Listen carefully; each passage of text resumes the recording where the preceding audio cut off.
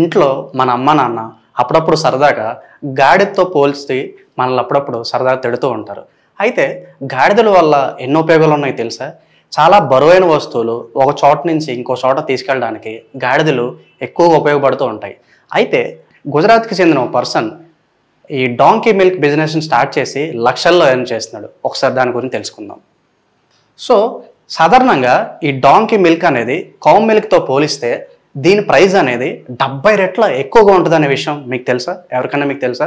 Cow మిల్క్తో పోలిస్తే 70 times it's higher than cow milk అనమాట ఈ డాంకీ మిల్క్ అనేది. సో విషయానికి వస్తే సోలాంకి అనే పర్సన్ గుజరాత్కి చెందిన ఒక పర్సన్.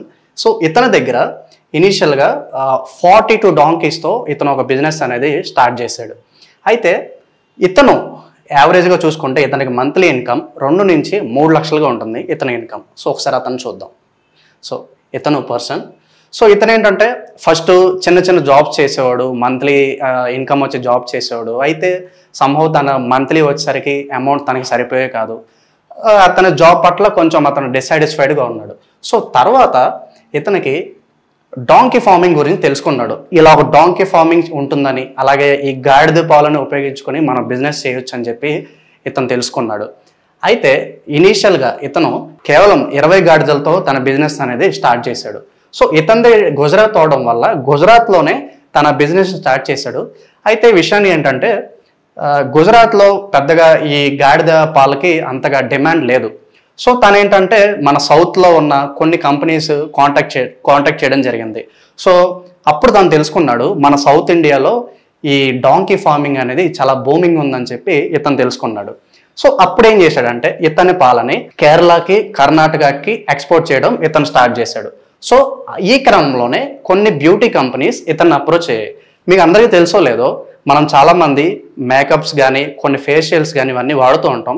అందులో ఈ గాడిద పాలను ఉపయోగిస్తారన్న విషయం ఎంతోమందికి తెలుసు? కింద కామెంట్ చేయండి. సో ఈ గాడిద పాలు అందుకే అంత డిమాండ్. మన బ్యూటీ ప్రొడక్ట్స్లో ఎక్కువగా యూజ్ చేసేది ఈ గాడిద పాలు మాత్రమే. సో సాధారణంగా మనకి ఈ కౌ మిల్క్ అనేది ఎంత ఉంటుందండి? లీటర్కి 50 నుంచి 65 రూపాయల మధ్యలో ఉంటుంది.